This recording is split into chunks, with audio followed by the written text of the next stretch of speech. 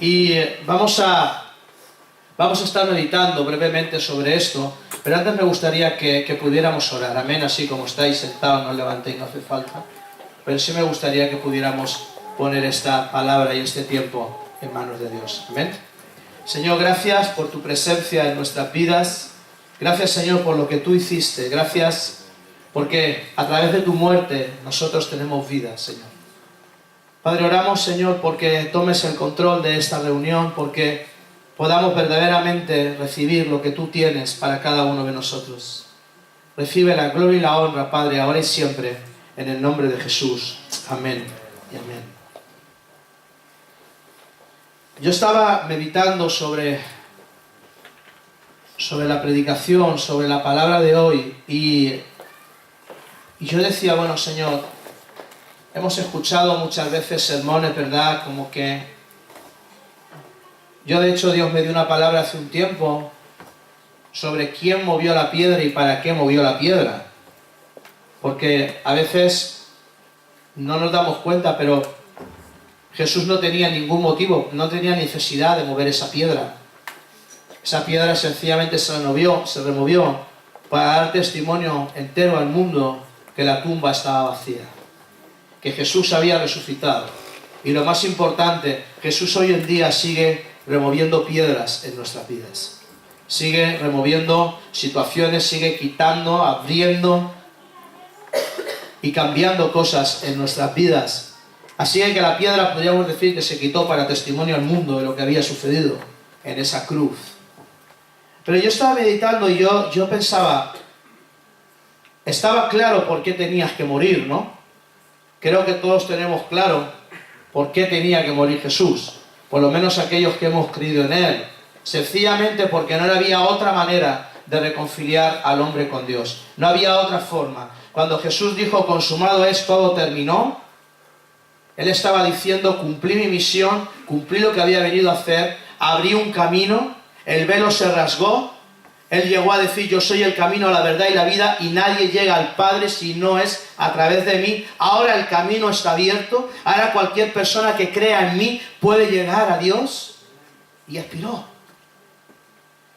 Y entonces tenemos claro, ¿no? ¿Por qué tuvo que morir Jesús? Sencillamente para reconciliar a una humanidad perdida con su Creador. No había otra forma, no había otra manera. Era la única forma de poder redimir a la creación de Dios. Pero yo me preguntaba, muy bien, tenemos claro por qué tenías que morir, pero ¿por qué tenías que resucitar? Pudiéramos haber creído en Él, Jesús hubiera muerto, hubiera dado su doctrina, hubiera dado su enseñanza, tenía miles de seguidores, pero ¿por qué tenía que resucitar Jesús?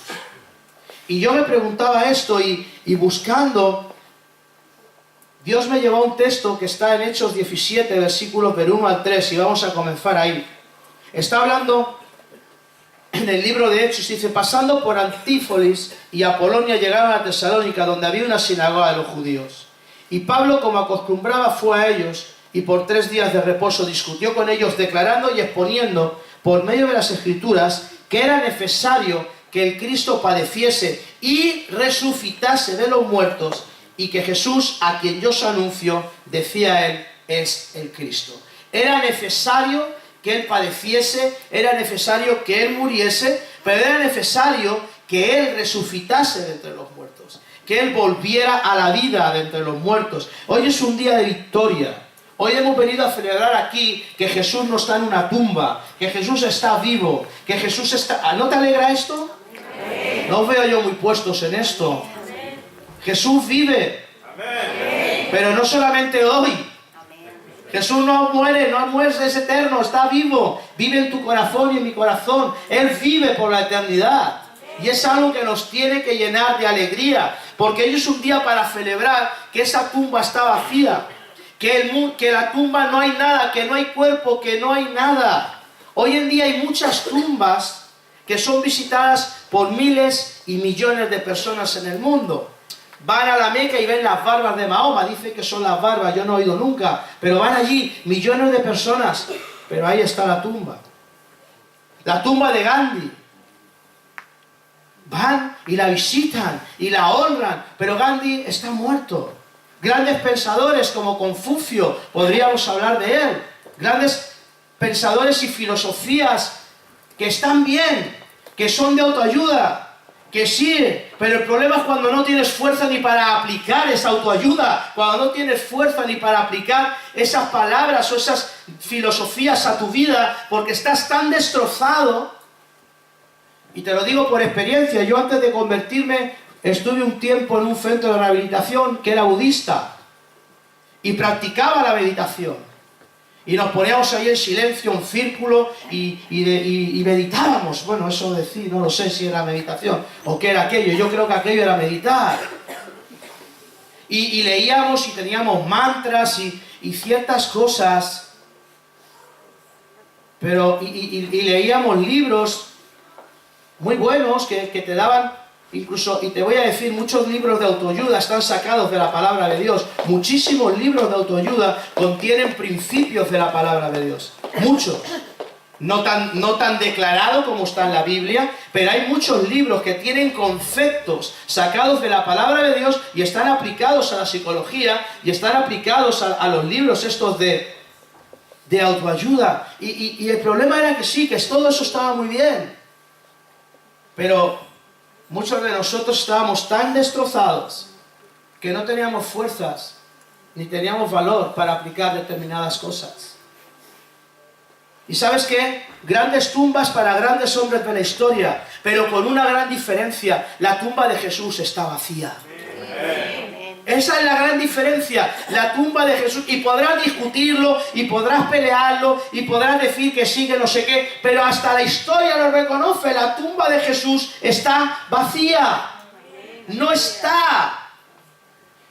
¿Y saben lo que pasa? No hay nada dentro, y nada muere dentro, porque Él ha resucitado de entre los muertos. Y es por eso, porque cuando tú y yo estamos sin fuerzas, cuando tú y yo estamos cansados, cuando ya no hay nada más, es en su fe, es en su palabra, es en lo que Él declaró, en lo que hallamos esperanza para levantarnos y seguir un paso más en el camino.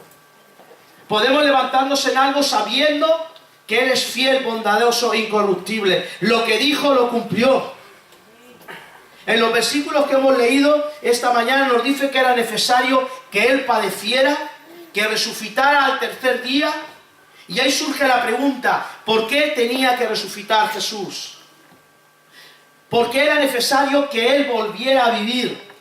¿Por qué es tan importante la resurrección para la vida de la iglesia y para el mundo entero? Vamos a ver algunas respuestas brevemente. Yo no me voy a extender hoy mucho, ha habido muchas cosas. Y no me voy a extender mucho, pero voy a decirte algunas razones por las cuales Jesús tuvo que resucitar. La primera, Jesús tenía que resucitar para que nuestra fe no fuera en vano. Primera de Corintios 15:17 dice: y si Cristo no resucitó, vuestra fe es vana, aún estáis en vuestros pecados. Si Jesús estuviera en la tumba, nuestra fe no tendría sentido.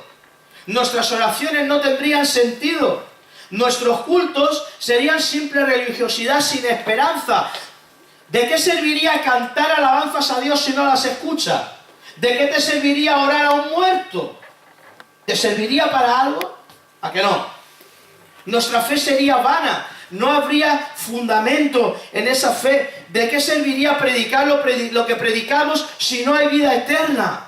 No tendría sentido el cristianismo. ¿De qué serviría hablar de la vida eterna si el que la enseñó está muerto? ¿Habéis pensado esto alguna vez? ¿De qué serviría? Jesús tenía que resucitar para que nuestra fe tuviera fundamento, para que nuestra fe no fuera en vano, para que pudiéramos decir: yo creo en Dios porque Él lo levantó y se levantó de los muertos, y el mismo poder que levantó a Jesucristo de los muertos es el que habita en mi corazón por la fe en el Hijo de Dios. Por eso me puedo levantar, por lo que Él hizo, no por lo que yo hice, sino en lo que Él hizo, en sus palabras, en su resurrección, en su cruz. Yo tengo vida eterna y tengo esperanza. Pero si Él hubiera muerto, nada de esto tendría sentido. ¿En qué basarías tu fe? ¿En algo muerto? ¿A quién orarías? ¿A alguien que tiene orejas y no oye? ¿A quién buscarías? a alguien que no puede ser hallado. Si Él no hubiera resucitado, nuestra fe no tendría sentido. Pero Jesús está vivo y por eso tenemos una esperanza viva y por eso tenemos una fe viva, un gozo vivo por la resurrección de Cristo Jesús. Primera de Pedro 1:3 dice: bendito el Dios y Padre de nuestro Señor Jesucristo, que según su grande misericordia nos hizo renacer para una esperanza viva, para una esperanza viva por la resurrección de Jesucristo de los muertos. Porque Jesús resucitó, tú y yo podemos tener esperanza, y no cualquier esperanza, una esperanza viva. Amén. Amén. Viva. Por eso podemos decir que Cristo vive en nosotros. Hay otra razón. Cristo tenía que resucitar para ser cabeza de la iglesia. Colosenses 1:17 y 18 dice: y Él es antes de todas las cosas, y todas las cosas en Él subsisten. Y Él es la cabeza del cuerpo, que es la iglesia, el que es el principio, el primogénito de entre los muertos, para que todo en Él tenga la preeminencia. Si Jesús no hubiera resucitado, la iglesia no tendría cabeza. Seríamos un rebaño sin pastor. Miles de iglesias en todo el mundo, hay miles de iglesias, hay muchas denominaciones, hay muchos nombres, muchos miles de pastores, muchos evangelistas, mucha gente que enseña la palabra de Dios, pero entendemos algo: todos somos un solo cuerpo, todos somos una sola iglesia, todos somos la iglesia de Cristo Jesús. Amén. No somos la iglesia de Valencia, ni la iglesia de Argentina, ni la iglesia de Chile, ni la iglesia de Bolivia, ni la iglesia de El Salvador, ni la iglesia de Pernambuco. Hay una sola iglesia. Hay una sola iglesia. Y todos formaremos parte de la novia del Cordero cuando Él vuelva. Hay una sola iglesia. Y es algo que tenemos que entender. Por eso Él tuvo que resucitar, para ser la cabeza. Miles de hombres y mujeres pecadores y débiles están al frente de las iglesias del mundo. ¿Tú crees que la iglesia podría sostenerse en hombros de hombres y mujeres imperfectas? Sería imposible, ¿verdad? La respuesta es que la iglesia no subsiste por la capacidad de las personas, ni por la capacidad de los pastores, ni de las congregaciones, ni por el dinero que tengan. ¿Sabes por qué? La iglesia sigue y no se detiene porque al frente no va un hombre, va Jesús. Por eso la iglesia no se detiene, porque al frente de la iglesia no va un hombre, va Jesús, y Él es la cabeza de la iglesia. Y es algo que debemos entender. Los hombres y las mujeres caen, fallan, envejecen, se equivocan, los pastores mueren, se hacen viejos, dejan de predicar, pero Jesús permanece para siempre. Por eso la iglesia no se detiene, porque Él permanece para siempre. Él es el gran pastor de nuestras almas. Primera de Pedro 2:25 dice: porque vosotros seréis como ovejas descarriadas, pero ahora habéis vuelto al pastor y obispo de vuestras almas. Así que tenía que resucitar para que tuviéramos fe, tenía que resucitar para ser la cabeza de la iglesia. Cristo tenía que resucitar para interceder por nosotros. Romanos 8:34 dice: ¿quién es el que condenará? Cristo es el que murió, más aún, el que también resucitó, el que además está a la diestra de Dios, el que también intercede por nosotros. ¿Quién más podría interceder por nosotros delante de Dios sino aquel que dio su vida por nosotros? ¿Quién más tendría autoridad para interceder delante del Padre sino Jesús, que fue capaz de morir en una cruz por ti y por mí? Él hace que nuestras oraciones tengan respuestas cuando pedimos en su nombre. Juan 14:13 y 14 dice: y todo lo que pidiereis al Padre en mi nombre, lo haré, para que el Padre sea glorificado en el Hijo. Si algo pidiereis en mi nombre, yo lo haré. Él es nuestro abogado para con Dios cuando caemos en el pecado. Primera de Juan 2:1 dice: hijitos míos, estas cosas os escribo para que no pequéis. Y si alguno hubiere pecado, abogado tenemos con el Padre, a Jesucristo el justo. ¿Cómo podemos presentarnos como pecadores delante de un Dios santo y justo para exponer nuestras necesidades y aflicciones? ¿Cómo nosotros podríamos pretender presentar delante de Dios nuestras peticiones? Hay un solo medio, y ese es Jesucristo. Porque hay un solo Dios y un solo mediador entre los hombres y Dios, el cual es Jesucristo, hombre. No hay otro intermediario.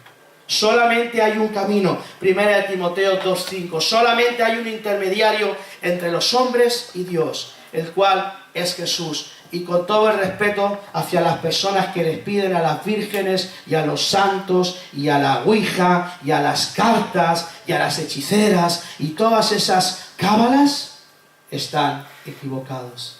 Solamente hay un mediador entre Dios y los hombres. Solamente hay un camino al Padre. Mira, ha habido gente, yo cuando leo la Biblia, y de verdad que yo antes de ser cristiano toqué muchos palos. Como os he dicho, estuve algunos años en un centro budista y estudié y conocí y vi grandes líneas de pensamiento porque dicen cosas interesantes. También estuve en un psiquiátrico y mi padre al final me dijo: sal de ahí porque te vas a quedar drogadicto y tonto, ya tengo bastante con tener un drogadicto, no quiero un tonto también en la familia. Y entonces hace el favor de salir de ahí y me sacó del psiquiátrico porque me estaba quedando más para allá que para acá. Y también estuve en la iglesia católica, porque toda mi familia es católica y mi prima hermana le llevaba velitas ahí a la Virgen de los Desamparados y yo iba y robaba los cepillos para drogarme, entonces su moneda también funcionaba. Entonces toqué muchas cosas y leí muchas cosas y busqué muchos sitios porque tenía un vacío que nadie podía llenar. Tenía algo en mi interior. Faltaba algo, yo no sabía bien el qué era, pero yo trataba de llenarlo con un montón de historias. Yo, entre otras cosas, fui un toxicómano, pero era típico porque tenía mis estudios, era un tipo que leía, era un tipo que estudiaba, aún en mis locuras, leía muchos libros y tenía un conocimiento, o creía tener un conocimiento. Pero cuando a mí me hablaron de Jesús, mi primera reacción fue pensar que todo el mundo estaba loco. La primera vez que yo llegué a un sitio donde hablaban de Jesús y ya la gente dando palmas, cantando y saltando, digo, esto es tan peor que yo, me he equivocado de lugar, creo que los tienen que encerrar a todos. Esa fue mi primera reacción. Me separé, digo, a ver si se me pega, ¿eh? Ya tengo bastante como para que se me pegue algo más. Pero cuando empecé a escuchar las enseñanzas de Jesús, cuando empecé a leer la Biblia, empecé a darme cuenta que Jesús se atrevió a hacer afirmaciones que nadie había hecho. Ni a un Gandhi, del cual he leído algunas cosas. Nadie había hecho afirmaciones. Mira, no hay nadie que se atreviera a decir: yo soy el camino, la verdad y la vida. Punto. Nadie. Nadie fue capaz de hacer afirmaciones de este calibre. Nadie fue capaz de decir: mira, el único camino para llegar a Dios es a través de mí. Nadie. Tú puedes leer líneas de pensamientos, puedes leer libros, pero no vas a encontrar a nadie capaz de hacer afirmaciones de este calibre. El que cree en mí tiene vida eterna. Nadie habla de estas cosas. ¿Sabes por qué? Porque muchas de las filosofías se ocupan del presente, pero Jesús se ocupa de la eternidad. Amén. Y esa es una diferencia grandísima. Muchas filosofías van enfocadas a que tú vivas mejor. Claro que sí, pero es que el problema no es que tú vivas mejor, el problema es dónde quieres pasar la eternidad. Yo a veces veo gente que dice: no, creemos en el karma, pues qué aburrimiento, estar toda la vida naciendo y muriendo, ¿no? O sea, está todo muy bien. Hay gente que dice que si no te portas muy bien vas al purgatorio. Pues qué rollo, ¿no? Estar ahí en el purgatorio, ¿no? O sea, realmente no hay una claridad. Jesucristo te dice: el cielo o el infierno, ya está. No tienes que buscar nada más. No tienes que ir detrás de nada más. ¿Para qué quieres pedirle a una virgen cuando puedes pedirle al Hijo de Dios? ¿Para qué quieres un intermediario cuando tienes acceso al trono de Dios? Y muchas veces no entendemos. Y cuando yo empecé a leer la palabra de Dios y empecé a entender estas cosas, dije: wow, esto es lo que yo estaba buscando toda mi vida. esto es lo que yo necesitaba para llenar mi corazón. Esto es lo que a mí me hacía falta para poder entender y para estar completo. Entre otras cosas, porque leí un versículo que a mí me apasiona, sería mi versículo. Hay dos versículos que me apasionan, dos. Pero hay uno que me encanta, porque está hablando el hombre más sabio de la tierra. El hombre que más fama tuvo, que más dinero tuvo, que más mujeres tuvo, que más sabiduría llegó a alcanzar. Y el versículo que él pronuncia me encanta, dice, mira, teme a Jehová tu Dios y guarda sus mandamientos, porque esto es el todo del hombre. No una parte, no la mitad, sino el todo. ¿Qué quiere decir esto? Que cuando Jesús resucitó en Cristo, tú y yo estamos completos. No necesitamos otra cosa. Por eso Él tuvo que resucitar. Él tenía que resucitar para interceder, para poder poner nuestras causas delante de Dios. Cristo tenía que resucitar para estar con nosotros desde hoy hasta la eternidad. Mateo 28, 19 y 20 dice, por tanto, id y haced discípulos a todas las naciones, bautizándolos en el nombre del Padre, del Hijo y del Espíritu Santo, enseñándoles que guarden todas las cosas que os he mandado. Y he aquí, yo estoy con vosotros todos los días hasta el fin del mundo. Él tenía que resucitar para darnos fe. Yo recuerdo una vez, mira, estas palabras son de Jesús resucitado. Cuando Él dice estas palabras, Jesús ya ha resucitado. Él tenía que resucitar para poder hacer la realidad. Él quiere estar con nosotros hasta el fin del mundo. Ya sea ahora o en todas nuestras generaciones, Él quiere estar con nosotros. Él quiere estar con nosotros para toda la eternidad. Por eso, Él está preparando un lugar para ti y para mí. En Juan 14, del 1 al 3 dice, no se turbe vuestro corazón, creéis en Dios, creed también en mí. En la casa de mi Padre muchas moradas hay. Si así no fuera, yo os hubiera dicho, voy pues a preparar lugar para vosotros, y si me fuere y os prepararé el lugar, vendré otra vez y os tomaré a mí mismo, para que donde yo estoy, vosotros estéis. Mira,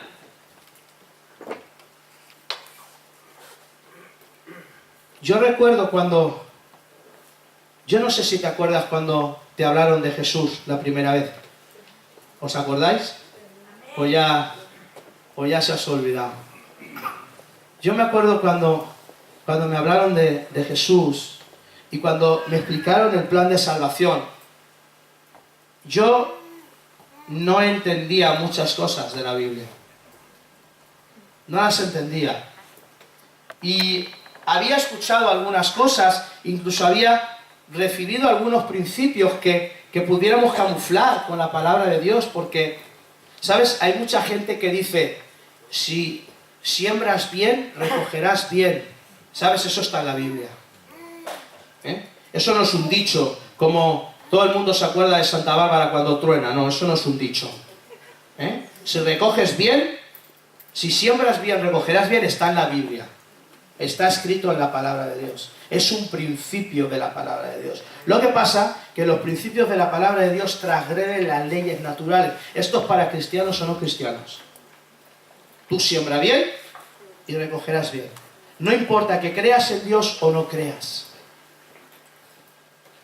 Cuando empecé a estudiar la palabra de Dios, empecé a darme cuenta que muchas veces pensamos que nacemos con un destino, que todo nos va mal porque nacimos gafes, ¿verdad? Que a mí me tocó ser gafe y todo me va mal. Y a todo el que se acerca a mí también le va mal de pilón, ¿verdad? Y creemos que las cosas son así. Yo nací y unos nacen con estrellas y otros estrellados, y yo nací estrellado. Y vamos así por la vida, ¿verdad? Pues cuando yo empecé a estudiar la palabra de Dios, empecé a darme cuenta que no te voy a decir todo, pero prácticamente todo lo que te suceda en esta vida dependerá de tus decisiones. Si tú tomas buenas decisiones, te irá bien en la vida. Si tomas malas decisiones, te irá mal en la vida. Yo me di cuenta de que con 26 años todas las que había tomado eran malas. Entonces, ¿cómo me quería ir?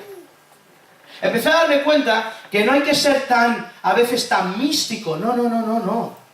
hay que aprender a decidir. Y la palabra de Dios nos da principios para tomar buenas decisiones. Entonces, cuando yo empecé a tomar buenas decisiones, mi vida comenzó a cambiar. Cuando seguí estudiando la palabra de Dios, empecé a darme cuenta que cómo podría tener paz conmigo mismo si no tenía paz con los demás. Y yo decía, claro, es verdad, ¿no? Si yo no me aguanto a mí mismo, ¿cómo voy a aguantar al vecino? O sea, si es que hay días que ni me soporto. ¿Cómo puede ser esto?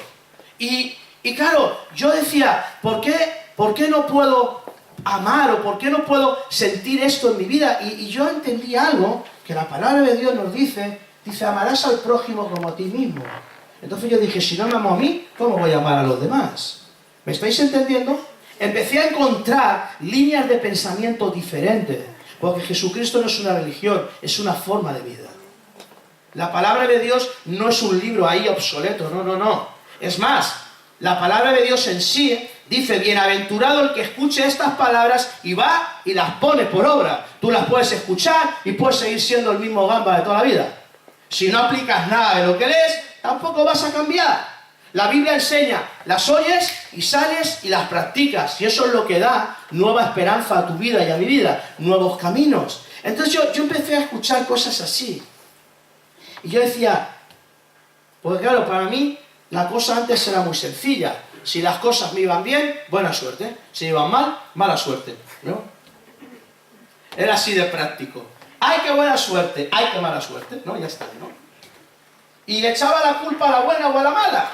Para mí era muy práctico. Yo recuerdo que le decía a Dios, mira, yo no me meto contigo por si acaso eres verdad, y le decía al diablo, y tampoco contigo por si tampoco eres verdad, entonces yo voy a mi bola, ¿vale? Y vosotros a la vuestra. Yo era muy práctico, si existe, pues yo no me meto, y si no existe, pues vale, tú haz lo tuyo y yo a lo mío, ¿vale? Y ya está, pero yo por si acaso, no vaya a ser que fuera verdad y me encontrara, Entonces yo trataba de estar de bien con todo el mundo, ¿vale? Hala, venga. Tú a tu bola y yo a la mía, ¿vale? Era una... De verdad, yo veía mi manera y yo era un caso, de verdad. Tenía una forma de ver la vida un poco atípica, ¿no? Yo recuerdo que la primera vez que llegué al centro de rehabilitación me decían que Jesús predicaba con el ejemplo, ¿no? Entonces cuando uno me dijo, coge una escoba, le dije, la coges tú y me das ejemplo, ¿vale? Entonces fíjate, yo tenía unas formas muy así, ¿verdad? Y cuando empecé a entender estas cosas de la palabra de Dios, y empecé a ver estos principios, y empecé a aplicarlos en mi vida, empecé a decir, espera. Que tú no puedes darle toda la responsabilidad al cosmos. Ni eres tan importante para que todo el cosmos se conjugue para hacerte imposible la vida. No eres la última Coca-Cola en el desierto. Tú tienes una parte de responsabilidad muy grande en cómo vives tu vida. ¿Sabéis cuál es el don más grande que Dios ha puesto en nuestras manos? Nuestra propia vida. ¿Qué vas a hacer con ella? ¿Qué vas a hacer con tu vida? Eso es lo más grande que Dios ha puesto en el ser humano, el don de la vida, porque es un don. Es un don. ¿Qué vas a hacer con lo que Dios ha puesto en tus manos? Y cuando yo empecé a escuchar ciertas cosas así, y empecé a entender que podía tener esperanza, pero no porque lo decía un libro, sino porque empezó a cambiar mi vida, porque empecé a ver cambios en mi vida, porque empecé a pensar, empecé a entender este versículo que me encanta, ¿verdad? Que dice, renovaos en vuestra mente, cambiad vuestra manera de pensar y cambiará vuestra manera de vivir. Y yo empecé a aplicar esto a mi vida, empecé a pensar, ¿no? Yo hace unos años ya decidí pensar bien de la gente. A veces es difícil porque hay alguno que no veas si te cuesta pensar bien de él, Tienes que hacer horas extras, pero de verdad que decidí pensar bien de la gente. A mí me han educado con el piensa mal y acertarás. Yo me educaron con eso, pero yo dije, voy a pensar bien de la gente. A veces de verdad que te tropiezas con cada elemento que necesitas una propia dosis de convencimiento para pensar bien de él. Es que no era bueno, da igual, algo hay. Piensa bien de la gente. Y cuando empiezas a aplicar esto, tu vida empieza a cambiar. Sencillamente porque pones los ojos en algo que no se ocupa solamente de lo que ves, sino de lo que no ves. Y el problema del hombre se llama pecado. y está incrustado en nuestro corazón. Yo te pregunto, ¿tú le enseñas a tu hijo a decir mentiras? ¿Te has enseñado? ¿A ti te enseñaron? ¿A que no? Venía en el paquete. ¿Te enseñaron a desobedecer? ¿Tú enseñas a tu hijo a desobedecer? ¿A que no? Serías un suicida, espero que no, ¿eh? Eso también viene en el paquete. De repente desobedecen solos. ¿Enseñas a tus hijos a ser rebelde? No. De repente sale la rebeldía. ¿Por qué? Porque viene en el paquete. Porque el hombre nace con esa palabra llamada pecado. Y por eso Jesús tuvo que morir. ¿Sabes qué? Un día Jesús vendrá por nosotros. Y también los que estén muertos resucitarán. En 1 Tesalonicenses 4, 16, 17 dice: porque el Señor mismo con voz de mando, con voz de arcángel y con trompeta de Dios, descenderá del cielo y los muertos en Cristo resucitarán primero. Luego nosotros, los que vivimos, los que hayamos quedado, seremos arrebatados juntamente con ellos en las nubes para recibir al Señor en el aire. Y así estaremos siempre con el Señor. ¿Sabes qué? Jesús tenía que resucitar para que nosotros pudiéramos tener vida y vida en abundancia. Y pudiéramos entender y pudiéramos aplicar principios a nuestra vida que revolucionarían toda nuestra manera de vivir. Primero, ¿sabes cuál es el problema? Que muchas veces el hombre pretende cambiar de afuera hacia adentro. Y eso no funciona. Dios cambia de dentro hacia afuera. Dios cambia tu corazón y entonces tu forma de vivir impactará tu entorno. Tú le das 1 millón de euros a un ladrón y tendrás un ladrón rico. Nada más, seguirás siendo ladrón. Tú cambias el corazón de ese hombre y quizá un día llegue a conseguir el 1 millón de euros honradamente. Jesucristo cambia nuestro interior.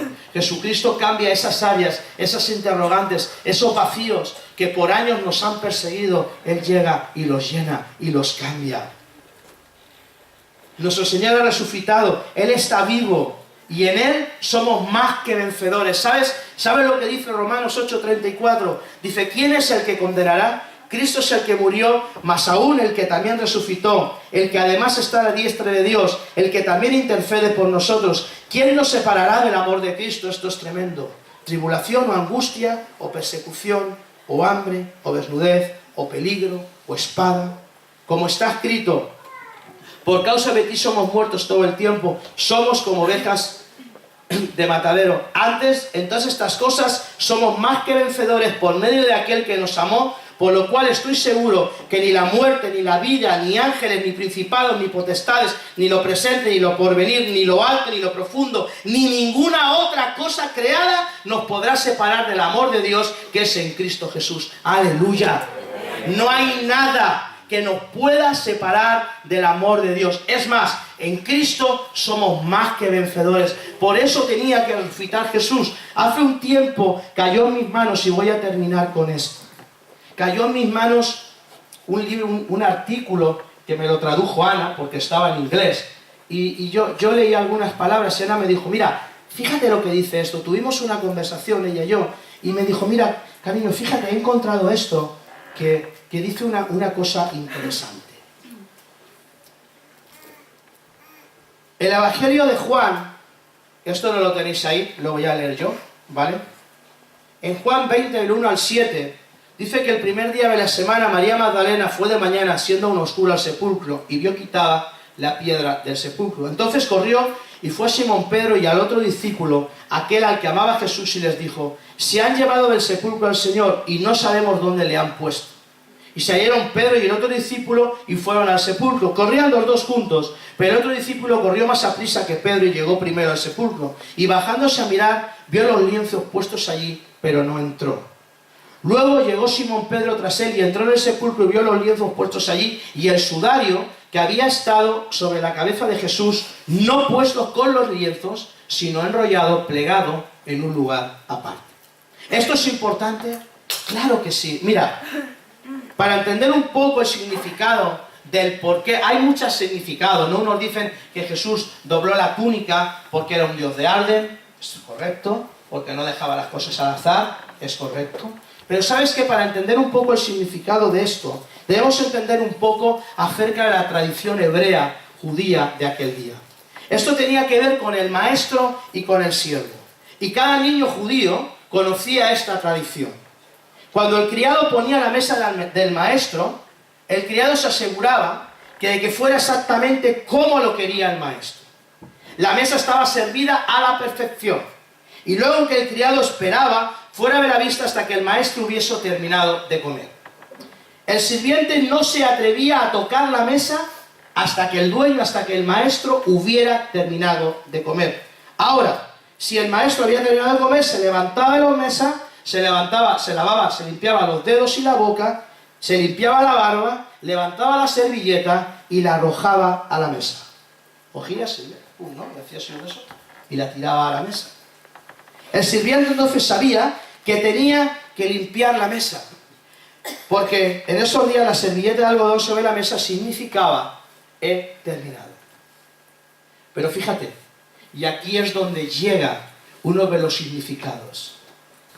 Pero si el maestro se levantaba de la mesa, doblaba la servilleta y la colocaba junto a su plato, el criado no se atrevía a tocar la mesa, porque ¿saben lo que significaba? Regresaré. Voy a volver.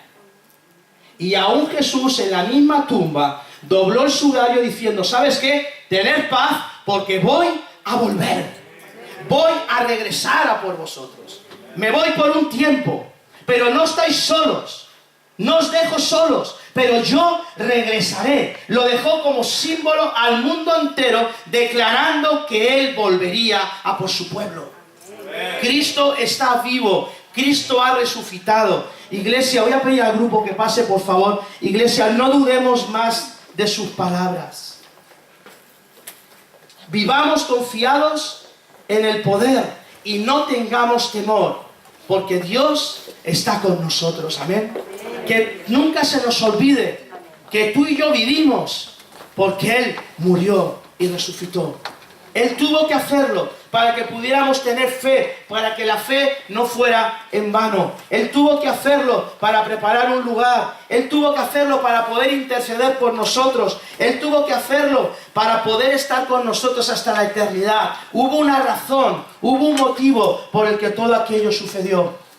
Y que nunca se nos olvide que si tú y yo estamos aquí, no es por lo que nosotros hayamos hecho.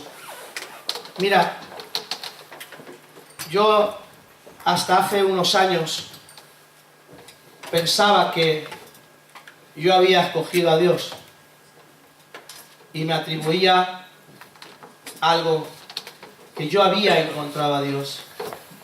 Pero luego me enteré y entendí que es Dios el que nos estaba buscando. Amén. Y dio el primer paso para encontrarse con nosotros, dar a su propio Hijo, sacrificarlo en una cruz, para que todo el que en Él crea no se pierda, mas tenga vida eterna. ¿Y sabes por qué lo hizo? Y esto es lo que a mí más me costó entender. ¿Sabes por qué lo hizo? Sencillamente por amor. Y para mí esto es inconcebible. ¿Cómo Dios podía y puede amar a alguien como yo? ¿Cómo Dios puede dar a su Hijo por alguien como yo? Alguien imperfecto, alguien que se equivoca, alguien que, como dice en ese cartel, no somos perfectos, nos equivocamos, pero también pedimos perdón. Alguien que muchas veces tiene que decir, Señor, perdóname, porque aun sabiendo hacer lo bueno, no lo hago. Aun sabiendo cómo tengo que comportarme, no me comporto. Y sabes, me gustaría pedirte que te pongas en pie. Y no me gustaría terminar en esta mañana diciéndote que si no has aceptado a Jesús, Él también tuvo que morir para que tú pudieras tener vida eterna. Y no sería bueno sin terminar este culto de resurrección, este culto donde le estamos dando gracias por lo que Él hizo, sin darte la oportunidad de que afectes a Jesús. Yo te voy a pedir ahí en tu lugar donde estés, que si nunca has afectado a Cristo, puedes repetir conmigo en esta mañana. Señor, gracias por tu muerte y por tu resurrección. Señor, gracias por lo que tú hiciste por mí en esa cruz. Yo te pido perdón por mis pecados y me arrepiento de ellos. Y oro para que tu Espíritu Santo entre en mi vida y pueda discernir entre el bien y el mal. Gracias, gracias por tu perdón y por tu amor. Señor, gracias por tu presencia en nuestras vidas. Gracias, Señor, por lo que tú has hecho por cada uno de nosotros. Señor, gracias porque sin tu resurrección el Evangelio estaría incompleto. Gracias, Señor, porque no dudaste en entregar tu vida por el perdón de muchos. Padre, yo oro, Señor, porque tu luz siga resplandeciendo sobre nuestras vidas. Que tú seas lumbrera a nuestro camino. Que en tus palabras hallemos consuelo y hallemos la verdad. Que pueda decir el débil y fuerte soy. Que podamos decir, yo no veo la puerta, yo no veo la salida, pero prosigo hacia la meta porque mi Señor dijo, yo soy la puerta. Señor, gracias porque podemos declarar y podemos confiar que aunque pasemos por dificultades, que aunque pasemos por valle y de sombra y de muerte, tú estarás con nosotros. Señor, gracias porque tú no nos has dejado solos, sino que a través de tu presencia podemos caminar y podemos levantarnos cada mañana con una esperanza nueva. Por eso, Señor, festejamos tu resurrección. Por eso decimos, gracias, Señor Jesús. Gracias por lo que hiciste en esa cruz. Gracias, Señor, porque por siempre eres digno de alabanza. Gracias, Señor, porque la tierra retumbó, la piedra fue quitada. Gracias, Señor, porque tu amor perfecto siempre vencerá. Gracias porque no hay ningún poder mayor que la bendición. Gracias porque el mismo poder que levantó a Jesucristo de los muertos ahora opera en mi vida por la fe en el Hijo de Dios. Y puedo decirle a esa piedra, apártate en el nombre de Jesús. Apártate de mi camino, en el nombre de Jesús. En el nombre de Jesús puedo declarar libertad. Puedo declarar libertad porque tú me has hecho libre.